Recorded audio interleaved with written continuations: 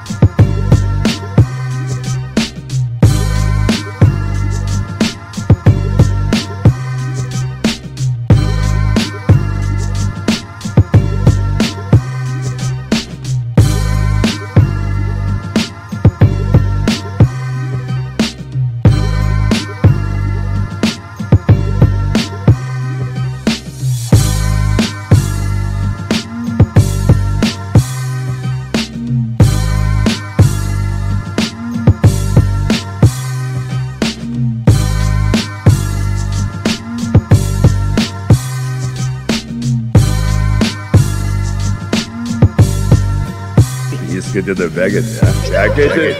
Чакайте! Къде хупнете?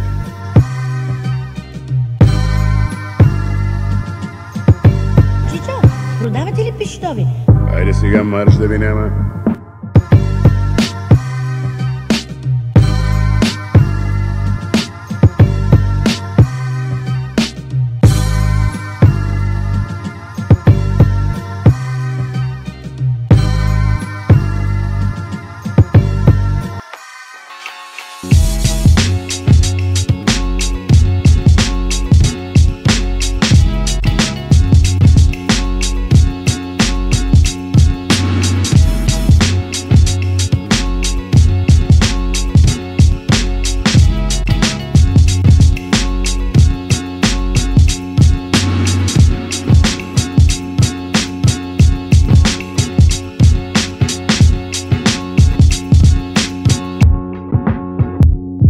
Вървиш по улицата и подритваш пред себе си празна консервена кутия.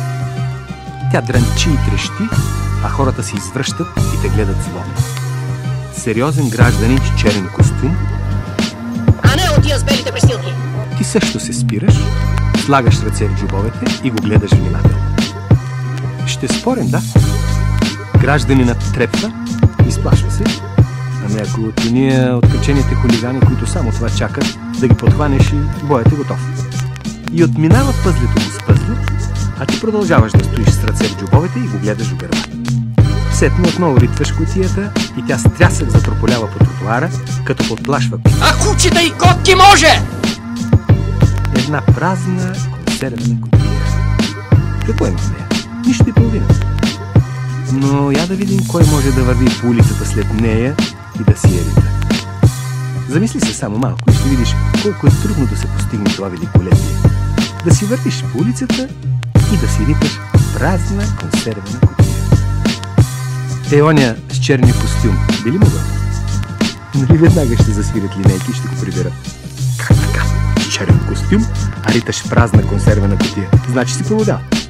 Кой друг? Кой друг? Явно началник не може да си позволи това. Ученен също. Само мисълта, че някой от службата може да те види и край. Минаваш край консервената кутия като край забранено лакомство, въздишаш и отминаваш. Не е твоя тази кутия, чужда е, за други е. Тя е за безстрашните, за независимите, за царете и за просиците, за тези, които над себе си нямат нищо, освен звездите. Може ли учен дарита празна консервена кутия. Казва, че Айнщайн отишъл при Рузвелт без чорапи. Равно на М по С на квадрат. Пътят към овладяването на атомната енергия е открит. Да, той риташе празни консервени кутии. Да, той отиваше на опера с половер и го пускаха. Това е уникален случай. Много рядък. И на Чарли. Великият Чарли не разрешиха да рита празна консервена кутия и го изгониха от Америка, само когато реши да каже думата другарю. Не може, батенка. Ти си клон. Ти си палячо. Не дава да риташ празни консервени кутии, защото се вдига шум. Пречеш ни. Смущаваш ни. И ние имаме власт да ти забраним и го изгониха. Нищо и никаква празна консервена кутия. Но много шум вдига по улиците. Дрънчи по паважите, наежва гърбовете на гражданите с черните костюми. А на някой им си иска. Как им си иска и те да вървят ухилени по ръба на планетата и ритайки празна консервена кутия да предизвикват благородното възмущение на средните неуспели граждани. Но за да риташ празна консервена кутия по улиците,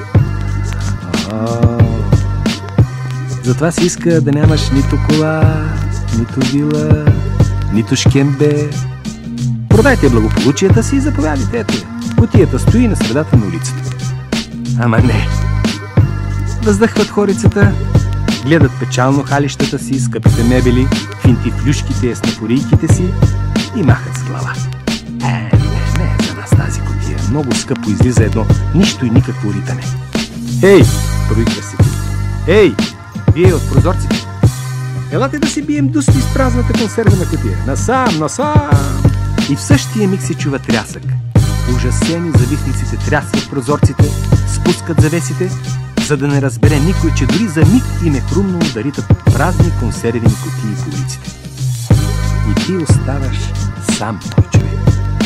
Сам със своята празна консервена кутия, която стои пред теб и ти намига с дупката, направена от нощчето за отваряне на консерви. Леле, колко било трудно да се рита празна консервена кутия по улиците. Кой да обича? Да ям, да пия. Да стана известна с манджи. Най-късното ядене, което съм яла, кренвиш и руска салата. От всичко по-малко. Малко страст, малко болка, малко бари, малко дрехи, малко мъчнотия. Господ ти даде голямо щастие. И тъй,